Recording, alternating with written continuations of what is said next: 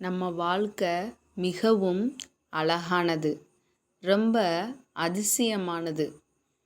நம்மளுக்கு என்ன குழந்தை பிறக்கும், அது ரெண்டும் பெண் குழந்தையா இருக்கலாம், ரெண்டு குழந்தையுமே ஆண் குழந்தையா இருக்கலாம், இல்லாட்டி ஒரு ஆண் குழந்தை ஒரு பெண் குழந்தைன்னு இருக்கலாம்.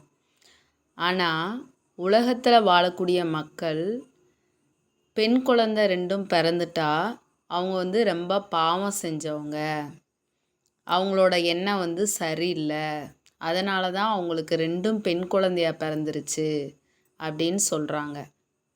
ஆனால் ரெண்டும் பெண் குழந்தையா உங்களுக்கு இருக்குன்னா நீங்கள் அதை நினச்சி கவலைப்படாதீங்க.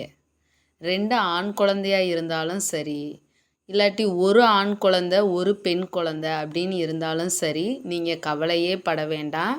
ஏன்னா இந்த உலகம், இந்த யூனிவர்ஸ், இந்த பிரபஞ்சம் நம்மளுக்கு கொடுத்த குழந்தைகளை நம்ம நல்லபடியாக பாதுகாப்பாக வளர்ப்போம். ஒழுக்கமாக அவங்கள வளர்த்து நல்ல நிலைமையில் நம்ம கல்யாணம் பண்ணி கொடுத்தாலே போதும். ஏன்னா பெண் குழந்தைகளாக பிறந்தவங்களுக்கு அந்த சிவபெருமானே வருடத்திற்கு ஒரு முறை தர்ப்பணம் கொடுப்பாங்களாம். இந்த பாக்கியம் யாருக்குங்க கிடைக்கும்?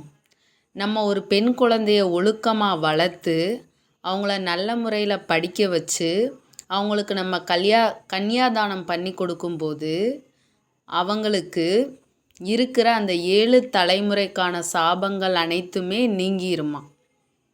ஆண் குழந்தைய பார்த்தா என்ன செய்வாங்க, பெரிய வீடு கட்டி தருவாங்க. பெண் குழந்தைனா என்ன பண்ணுறாங்க, அவங்களுக்கு பிடிச்சதை செய்கிறாங்க. அதனால் சிவபெருமானினோட அருள் கிடைக்கும்.